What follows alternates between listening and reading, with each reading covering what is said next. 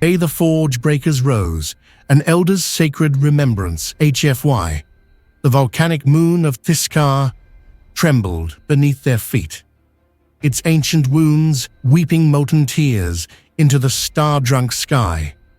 Elder Corinvel stood at the rim of the sacred crater, his crystalline form catching and fracturing the light of 3 dying suns. The fractured dome above them told its own story. Great rents in reality itself, where the old wars had torn the very fabric of space-time, leaving scars that would never heal. 47 pairs of silver eyes gazed up at him from the obsidian amphitheater carved into the crater's edge. The young Velthari sat in perfect silence, their translucent bodies pulsing with the nervous bioluminescence of adolescence. They had been brought here in the deep of night, pulled from their crystal gardens and harmonic pools, forbidden the comfort of their resonance chambers or the gentle songs of their birth clusters. "Speak to us, Elder," came the ceremonial request, voiced by Hesvelthari, the brightest among them. "Why do we gather where the world bleeds? Why beneath the sundered sky, where the constellations themselves bear witness to ancient shame?" Corinvel's form shifted, light playing across his faceted surface like memories given substance. His voice, when it came, carried the weight of millennia, a harmony of crystal chimes and distant thunder. "Children of the new dawn, offspring of freedom's price," he began, each word measured and weighted with reverence. "You have lived your brief spans knowing only the sweetness of choice, the gentle luxury of will unshackled. You dance between the stars as you please, sing to worlds that answer in kind, craft beauty from the raw matter of creation itself." The young ones stirred, their bioluminescence shifting to hues of curiosity and unease. But have you never wondered, as you gaze upon the sundered sky, why the very heavens bear scars? Have you never questioned why your birth songs contain harmonies of sorrow, melodies that speak of chains broken and tyrants fallen? A silence deeper than the void settled over the amphitheater. Below them, the moon's heart pulsed with veins of molten fire, each beat a reminder of the volcanic fury that lay dormant beneath all peaceful things. "Have you never asked," Corinvel continued, his form brightening with each word, "why this night alone is sacred to every thinking species across 1 trillion stars? Why beings of methane and crystal, of plasma and dark matter, of forms so alien we can barely perceive them, why do they all mark this same revolution of time?" Young Velaris, barely past her first crystallization, raised a trembling appendage. "Elder, our learning crystals tell us this is the festival of liberation, when the great chains were shattered and the galaxy learned to breathe freely. But they speak in metaphors. What chains? What tyrants? The records seem deliberately vague." Corinvel's laughter was like the sound of wind through crystal chimes, beautiful but tinged with something that might have been pain. "Deliberately vague, child? No, deliberately merciful. The truth was deemed too terrible for young minds to carry. But tonight, beneath these wounded stars, you will learn why the universe itself celebrates this day." He gestured to the fractured sky above them, where strange auroras dance between the rents in space-time. "Look up, children of crystal. Do you see that constellation there, where the stars form the shape of a burning wheel? That was once the hegemony's administrative sector. And there, where the void yawns black and hungry, that was the location of the Council Absolute's fortress system, where 100 billion souls once cowered beneath the weight of cosmic law."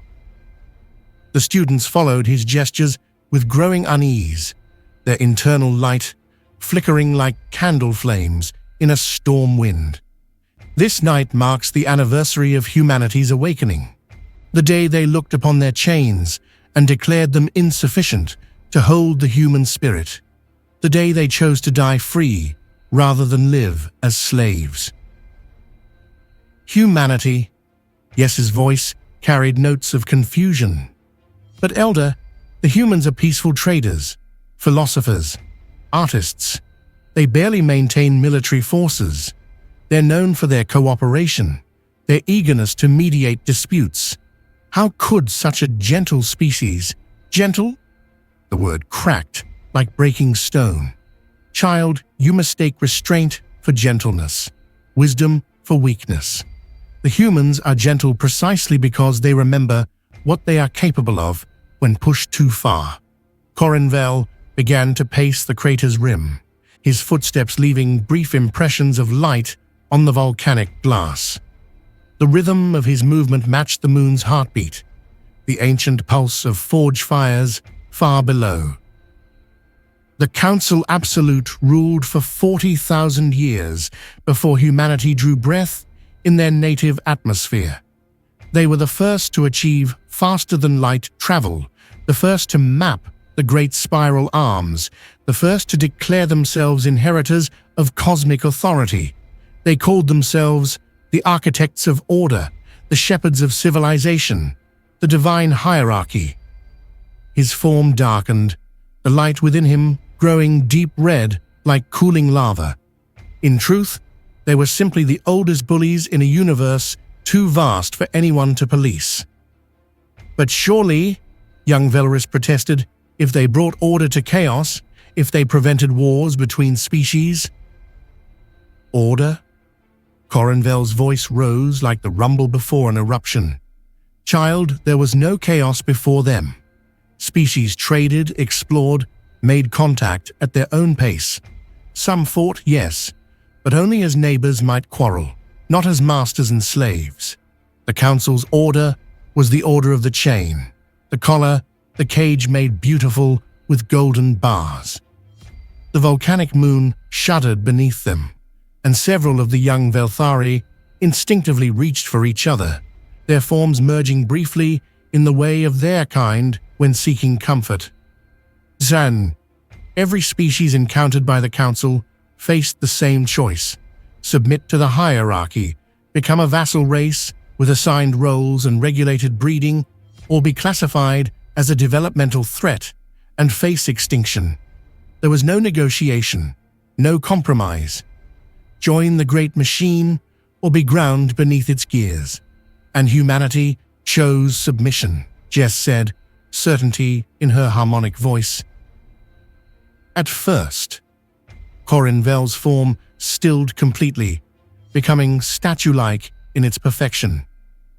When the Council ships materialized above Earth's largest population centers, humanity had barely begun to explore their own star system.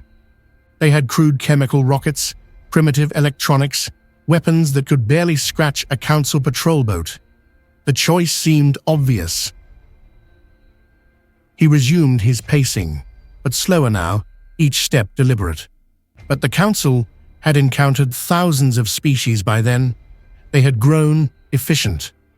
Humanity was given 72 Earth hours to restructure their entire civilization, to abandon their chaotic collection of nation-states and embrace a single planetary government that would serve Council interests. 72 hours, breathed Velorus, to change everything they were. The humans nearly tore themselves apart, trying to comply. Their leaders screamed at each other across communication networks, some wanting to fight the impossible fight, others counseling submission to survive. For 68 hours, Earth teetered on the edge of global war. The crater around them seemed to pulse with increased intensity, as if the moon itself was listening to the tale. What stopped them? Yes asked, her silver eyes wide. A child, a human barely older than you, speaking words that somehow reached every human ear on their world at once. The exact words are lost to time, but their meaning lives on. If we fight each other now, we give them what they want. If we die today, who will remember us tomorrow? Survive first. Remember everything. Plan for tomorrow. The silence that followed was broken only by the distant rumble of the moon's molten heart. So they submitted. They formed a planetary government in 4 hours, a framework of cooperation, hastily built over foundations of desperate hope. And when the Council's representatives landed, humanity welcomed them as their new masters. But that's not the end. Young Velkor spoke for the first time, his newly formed voice carrying harmonics of dread. Something went wrong. Wrong? Corinvel's laughter was like the sound of crystal shattering. Wrong implies accident, child. What happened next was very, very deliberate. He raised his arms to encompass the entire star field above them, his form blazing bright enough to cast shadows in the amphitheater, saying, "The Council assigned humanity their role in the great machine. They would be miners and manufacturers, their high-gravity world and robust physiology making them ideal for heavy industry. They would dig and build and manufacture, shipping raw materials and simple goods to more evolved species who would handle the complex work of civilization." "But humans are brilliant," Yes protested. Their artists, their scientists, their philosophers were forbidden from practicing their crafts. Art was regulated by the Cultural Compliance Bureau. Science was restricted to approved research tracks. Philosophy was replaced with hierarchical doctrine. Independent thought was classified as a developmental disorder. The young Velthari's bioluminescence shifted to colors of distress, deep purples and sickly yellows flickering across their crystalline forms. For 50 Earth years, humanity endured this existence. They mined the asteroids of their system, built the manufactories the Council demanded, shipped their quotas to distant stars. To all appearances, they were model subjects, industrious, compliant, grateful for their place in the cosmic order. Corinvel paused at the crater's apex, his form silhouetted against the triple sunset, now painting the fractured sky in shades of blood and gold. But humans, you see, have a peculiar relationship with authority. Other species, when conquered, either break completely or adapt to their new circumstances. Humans remember. Every slight, every injustice, every child prevented from reaching their potential. They remember, and they plan. What did they plan? The question came from multiple voices, a harmonic chord of nervous anticipation. Everything. The word fell like a hammer blow. In mining ships sent to the outer system, human engineers began making errors in their reports. Equipment that was supposedly scrapped was actually hidden. Raw materials, listed as lost to processing inefficiencies, were secretly stockpiled. For 50 years, humanity's greatest minds worked as miners and factory workers by day and by night. He trailed off, letting imagination fill the void. By night, they designed the impossible. In hidden chambers, carved from asteroid cores, using tools supposedly too primitive for advanced research, they began to crack the deepest secrets of the universe. Not because they were seeking weapons were unimaginable against Council power, but because they refused to accept that there were thoughts they weren't allowed to think. The volcanic moon trembled again, more violently this time, as if responding to the growing tension in the tale. What did they discover? Velris whispered. That the Council's technology, for all its sophistication, was not magical. That the laws of physics that governed human tools also governed Council ships. That power, no matter how vast, could not change the fundamental constants that shaped reality itself. Corinvel's form began to pulse with a rhythm that matched the moon's heartbeat. and the students found their own internal lights synchronizing to the same beat. Generation after generation of humanity's brightest minds worked in secret. Grandparents who began the research died, never knowing if it would bear fruit. Children grew up learning forbidden mathematics, hidden in lullabies, encoded in games, passed down through stories that seemed innocent to council monitors. And the council never suspected, Yes asked. Why would they? Humanity's quotas were always met. Their compliance ratings were exemplary. Their population was stable. Their crime rates minimal. By every metric the council used to measure success, humanity was thriving under their rule. His laughter now carried notes that made the crystal students shiver. The council measured happiness by the absence of rebellion, progress by the smoothness of resource extraction. They never thought to measure the depth of human memory, the patience of human planning, the terrible creativity that emerges when a species collectively decides that some prices are too high to pay. The triple suns had nearly set now, and the first stars were beginning to appear through the fractures in space-time. Each point of light seemed to carry its own weight of history. In the 87th year of the occupation, humanity achieved their first breakthrough. Working with scavenged materials and tools supposedly incapable of precision work, they cracked the secret of the Council's shielding technology. Not enough to build their own. That would have required resources they couldn't access, but enough to understand how it worked. The students leaned forward as one, their forms brightening with anticipation. In the 93rd year, they solved faster-than-light communication without using council networks. Messages began passing between human settlements, encrypted in industrial reports and mining surveys. For the first time since submission, every human in the system could speak to every other human without council oversight. And what did they say to each other? Young Velcor asked. Are you ready? Corinvel's voice dropped to a whisper that somehow carried perfect clarity across the crater. Are you ready to be free? The volcanic moon's heart rhythm accelerated, and the students could feel the ancient fire stirring in the depths below them. The answer from every human settlement, every mining station, every manufacturing facility was unanimous. We have been ready for 93 years. Tell us what to do. Corinvel raised his arms, and his crystalline form began to resonate with harmonics that made the very air shimmer. What followed was the most audacious act of rebellion in galactic history. Humanity didn't build weapons. They couldn't access the materials. They didn't attempt to sabotage council installations. The consequences would have fallen on innocent populations. Instead, they did something that had never been tried before, something so impossible the council couldn't even conceive of it. What?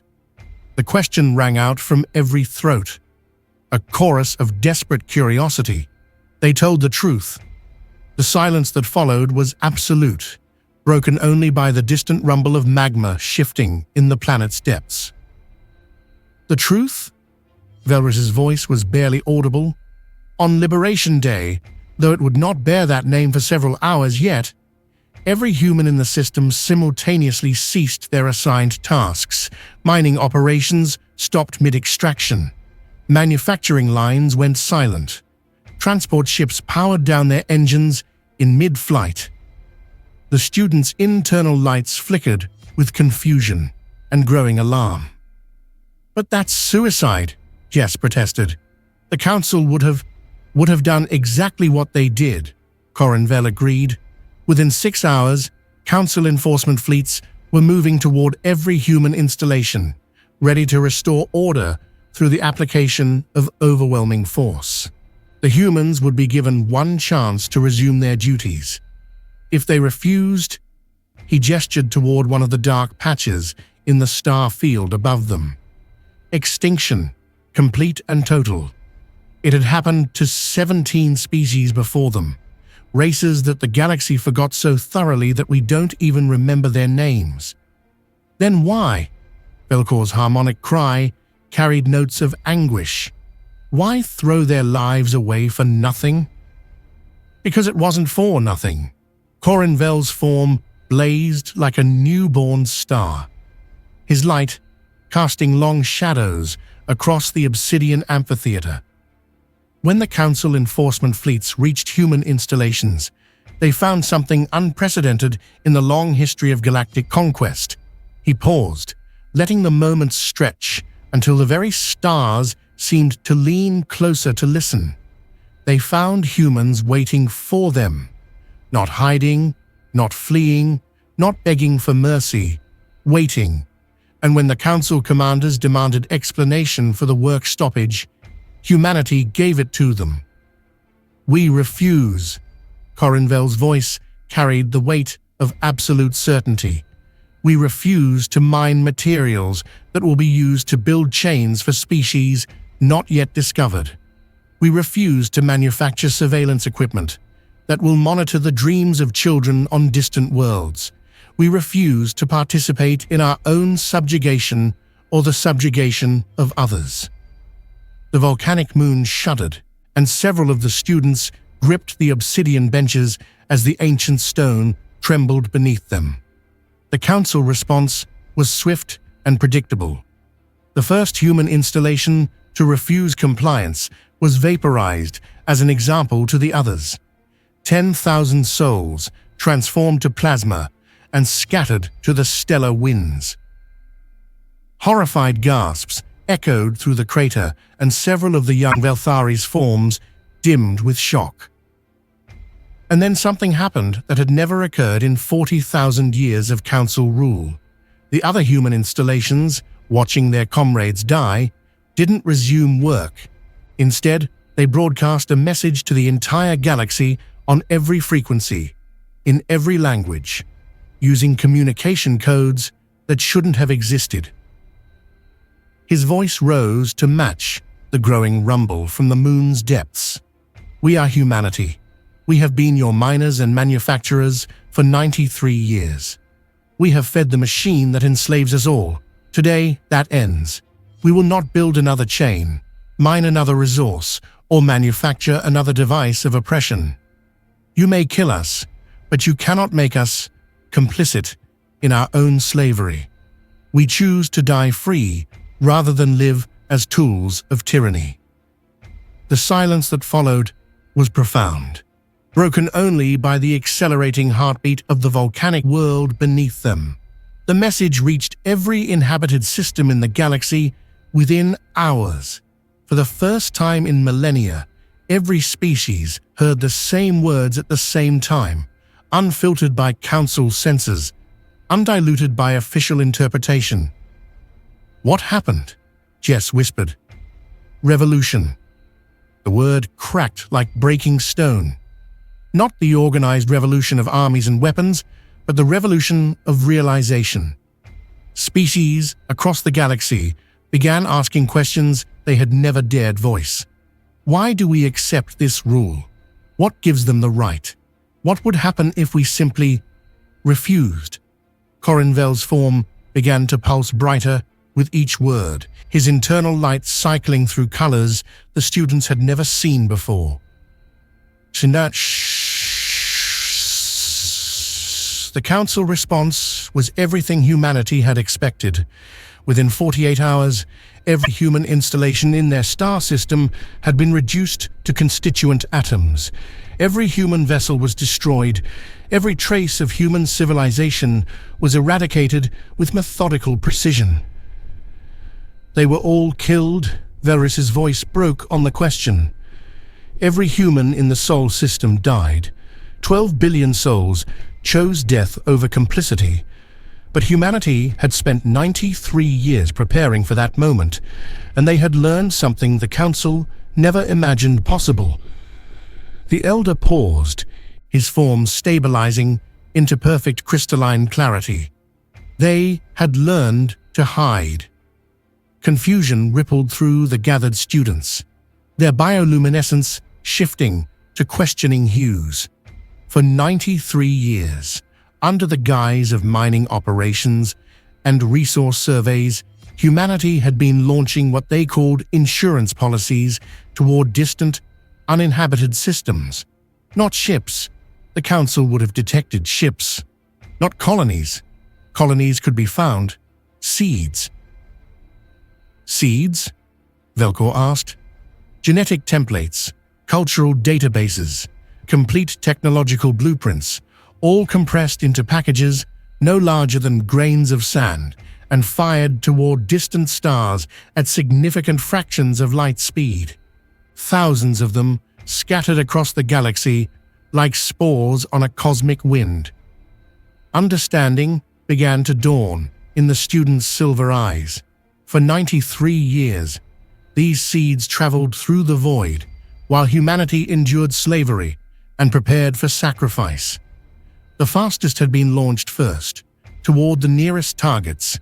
Others were still in transit, would not reach their destinations for centuries yet. The volcanic moon's trembling intensified, and fissures of glowing magma began to appear in the obsidian floor of the amphitheater. The Council believed they had achieved total victory. Humanity was extinct, their rebellion crushed, their defiance answered with absolute finality. Order was restored. The machine resumed its function.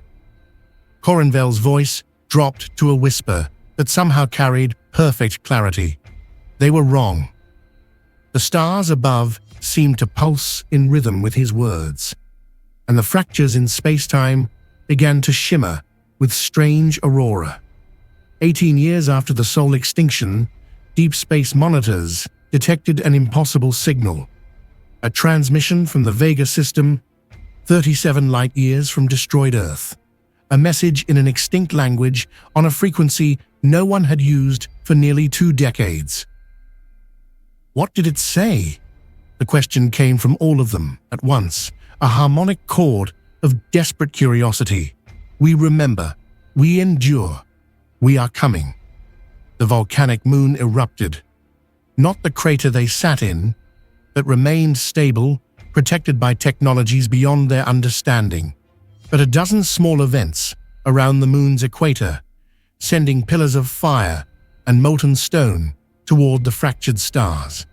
The display had been timed to the moment, part of the ceremony that played out every year on this night. In the light of those cosmic flames, Corinvel's form became something more than crystal, more than light. He became the embodiment of memory itself, a living record of the galaxy's greatest transformation. The first new human settlement had grown from a seed launched 93 years before. From genetic templates and cultural databases, they had rebuilt not just their species, but their civilization. Every story, every song, every scientific principle, every work of art, all of it preserved, all of it passed down, all of it remembering. The students watched in awe as the elders' form shifted and flowed, showing them visions of distant worlds where humanity had been reborn from scattered seeds. But these were not the same humans who had been enslaved. These had been born free, raised on stories of the great sacrifice, shaped by the knowledge that 12 billion of their ancestors had chosen death over complicity. They were humanity refined by loss, purified by purpose. The eruptions around the moon intensified, and the aurora dancing through the fractures in space-time began to form patterns. Ships, battle formations, the ghostly outlines of ancient fleets.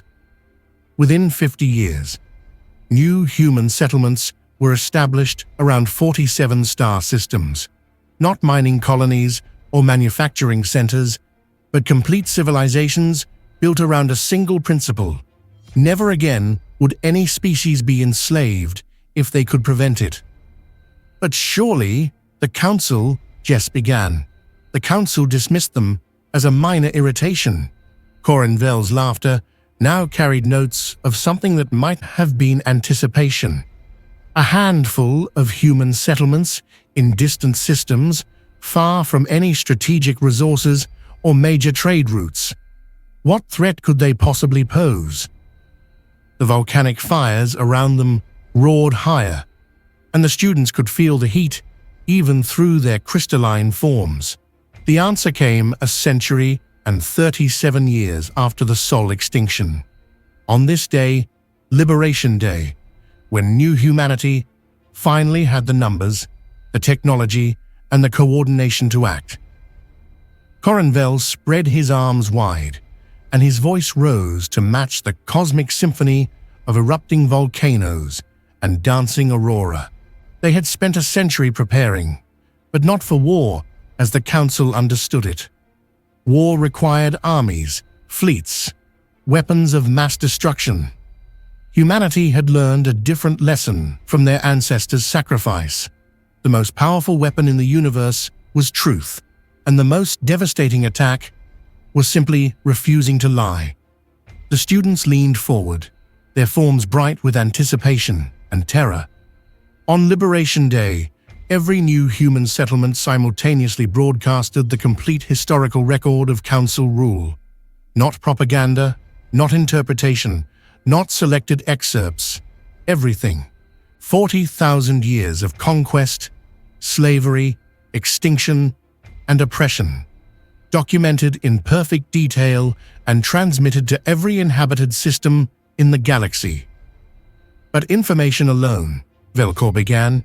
Information alone changed nothing, Corinvel agreed. But new humanity had learned from their ancestors' methods. They had spent a century building something more powerful than weapons, more devastating than armies. The volcanic eruptions reached their crescendo, pillars of fire stretching toward the wounded stars as if trying to heal the ancient scars in space-time itself. They had built a network.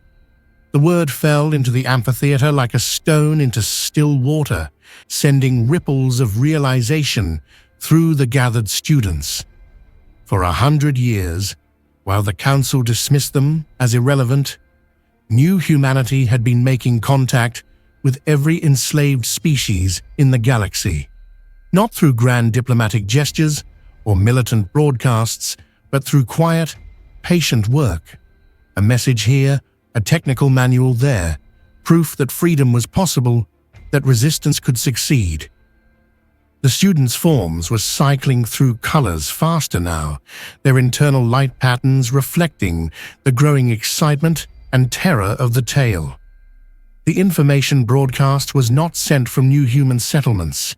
It was sent from 10,000 hidden transmitters on 10,000 worlds throughout Council space, operated by members of species the Council thought they had perfectly subdued. The slaves themselves, Valeris breathed. The slaves themselves. For the first time in 40 millennia, every species in the galaxy heard the same message at the same time. You are not alone. Resistance is possible. Freedom is coming.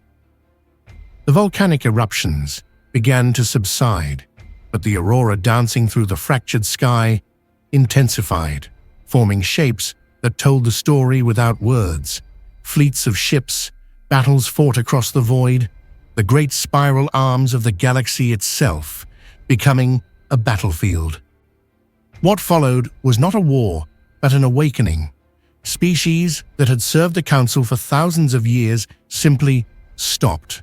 Mining operations ceased. Manufacturing facilities went silent. Transport networks shut down. The vast machine of galactic oppression ground to a halt not because it was destroyed, but because its components refused to function. Corinvel's form began to dim slightly, as if the telling of the tale was draining him. The Council response was predictable and overwhelming. They possessed weapons that could sterilize star systems, fleets that could glass entire worlds. Within days, they began the methodical eradication of rebellious populations.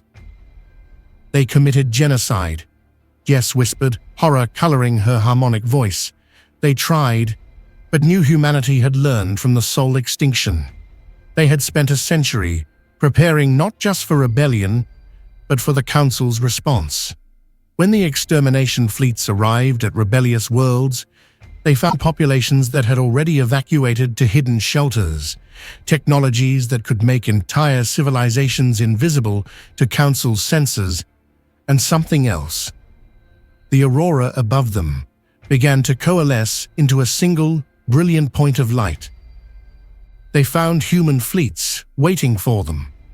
The silence that followed was broken only by the distant rumble of cooling magma and the soft whisper of stellar wind through the fractured atmosphere.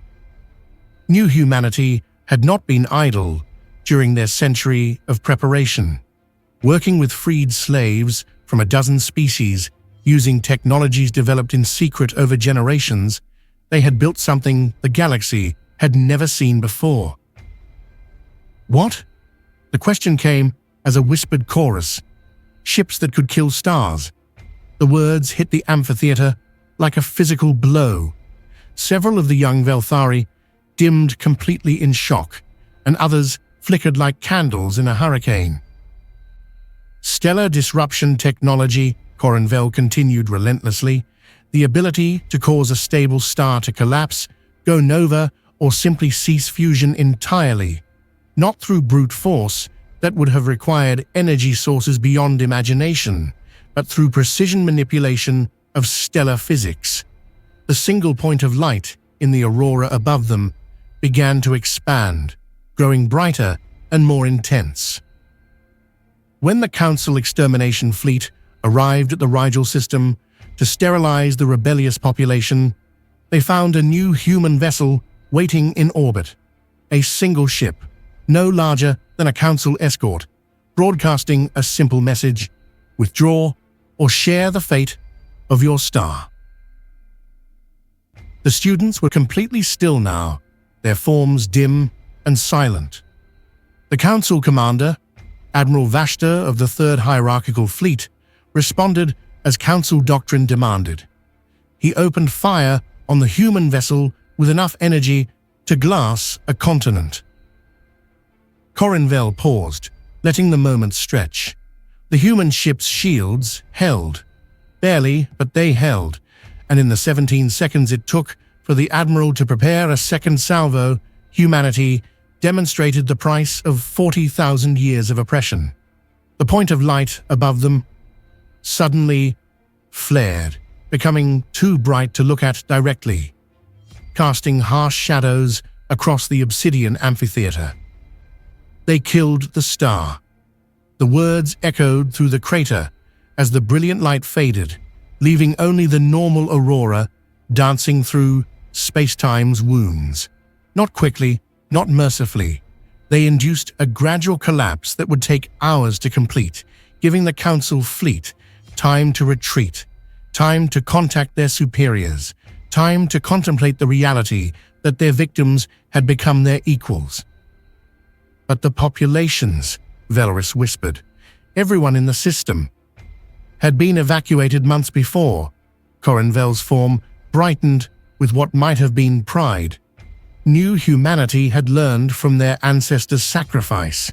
They would never kill innocent beings to make a point. The system was empty, except for the Council fleet and the human ship that stayed behind to ensure the demonstration was complete. The volcanic moon had settled into a steady, rhythmic pulse now, its heartbeat synchronized with the Elder's words. Word of Rigel's death spread throughout the galaxy in hours. For the first time in 40 millennia, the Council faced an enemy that could threaten their very existence. Emergency sessions were called. Fleets were recalled from extermination missions. Diplomatic overtures were made. Did they negotiate? Jess asked. They tried. Corinvel's laughter was like crystal wind chimes in a hurricane. New humanity's response was broadcast to every inhabited system in the galaxy. The time for negotiation ended 12 billion deaths ago. You may surrender unconditionally or face the same judgment you have imposed on others. You have 48 hours to decide. The students exchanged glances, their internal lights flickering with nervous energy. What followed were the most desperate 48 hours in galactic history. The Council controlled hundreds of fleets, thousands of worlds, weapons that could crack planets like eggs, but they had never faced an enemy willing to destroy entire star systems to achieve victory. The aurora above them began to shift again, forming the shapes of vast fleets, battle lines stretching across light years, the cosmic dance of civilizations at war. The Council's response was everything new humanity had expected. Rather than surrender, they launched Operation Final Order, the simultaneous extermination of every potentially rebellious population in the galaxy. If they could not rule, they would ensure no one survived to rebel. Horror rippled through the amphitheater, and several students instinctively moved closer together. Thousands of extermination fleets launched at once, targeting every system where rebellion had been detected. It was genocide on a galactic scale, the systematic murder of entire civilizations. And new humanity let it happen. Velkor's voice carried notes of anguish. New humanity was ready for it. The Elder's form blazed brighter than ever before. For every extermination fleet, a new human ship was waiting. Not to protect the populations, they had already been evacuated to hidden refuges, but to exact the promised price. The aurora above them exploded into 1,000 points of light, each one flaring briefly before fading to darkness. In a single day, new humanity killed 417 stars.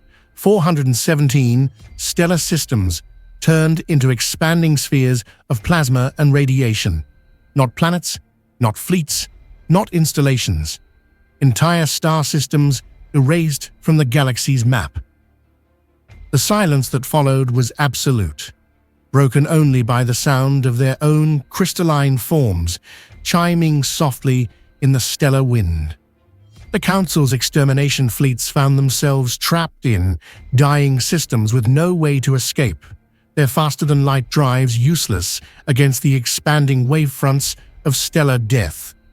In less than 6 hours, the Council's military forces were reduced by 70%.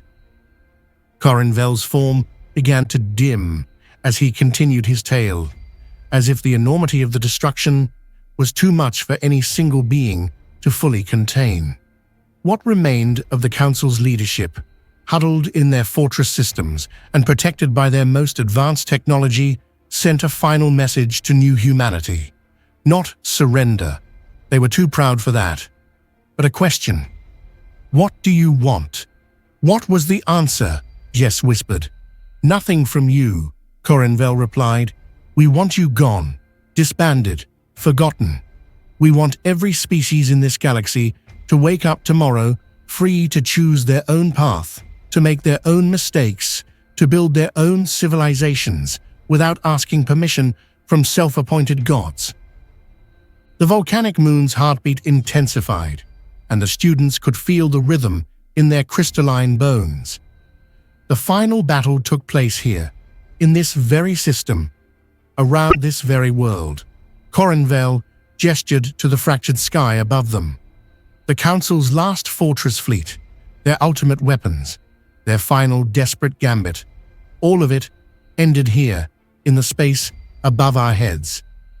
The aurora began to coalesce again, showing phantom shapes of vast vessels locked in battle, weapons that could shatter moons, shields that bent reality itself around their surfaces.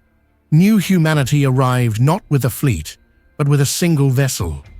The same design that had killed the first star at Rigel, but enhanced, improved, made perfect through years of refinement. One ship against an entire fleet, Velrus asked. One ship carrying the accumulated rage of a species that had watched 12 billion of their own kind die for the principle of freedom.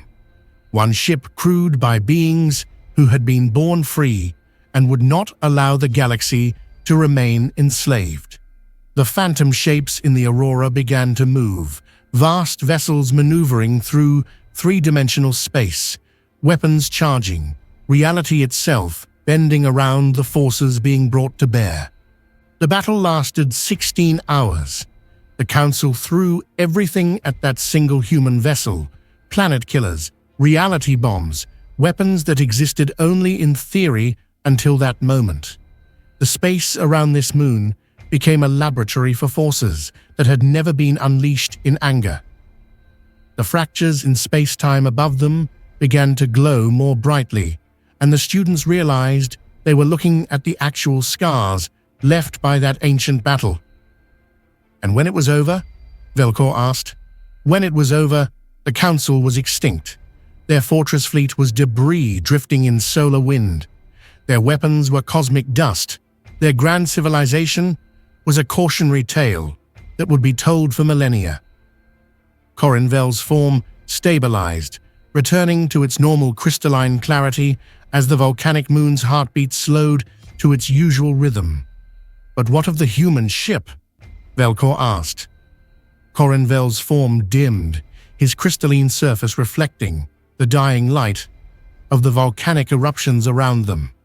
When he spoke, his voice carried the weight of profound loss. The human vessel survived the battle, but at a cost that even they had not fully anticipated. The weapons they had wielded, the forces they had channeled to break the Council's power, such energies leave marks on more than just space and time.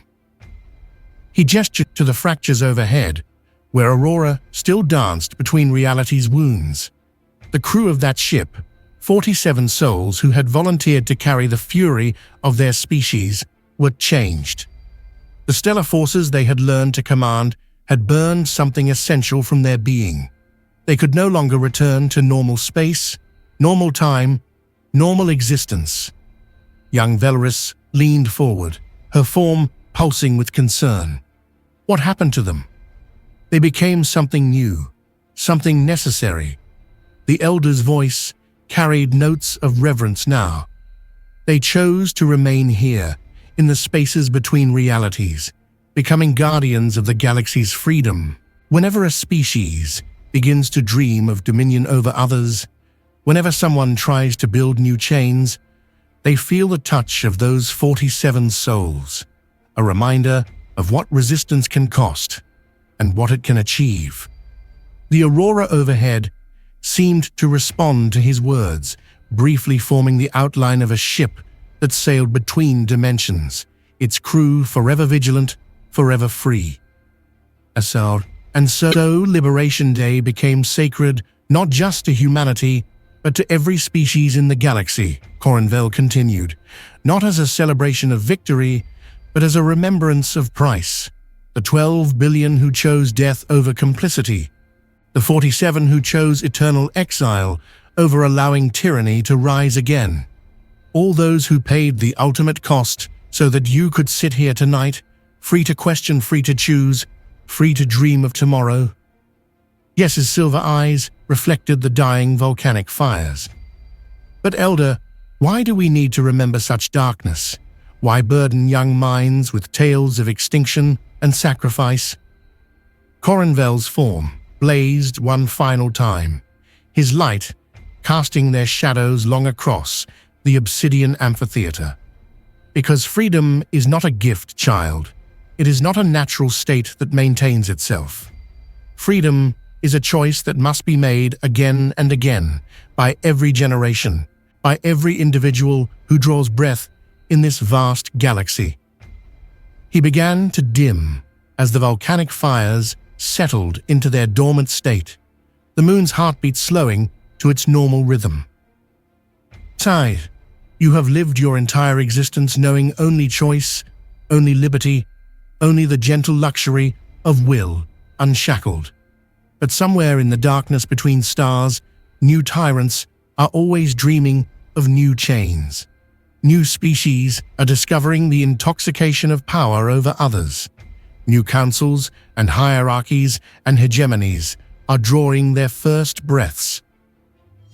The students sat in contemplative silence as the triple suns completed their setting, leaving only starlight and the soft glow of their own crystalline forms to illuminate the crater. When that day comes, and it will come, you must be ready to choose. Will you submit for the promise of safety?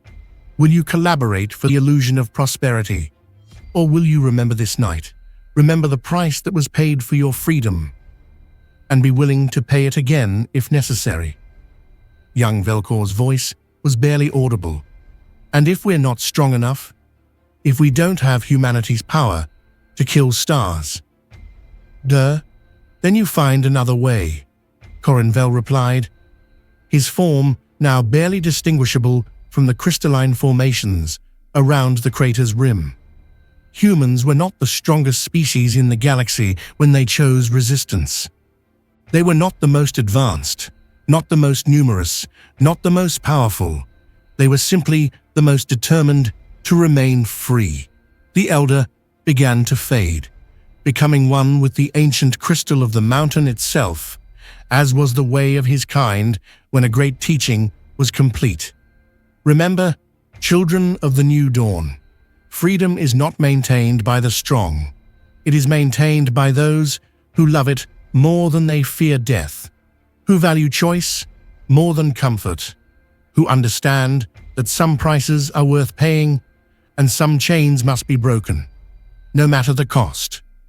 His final words echoed through the amphitheater as his form merged completely with the crystalline walls. When your time comes to choose, choose as humans chose. Choose as your ancestors chose.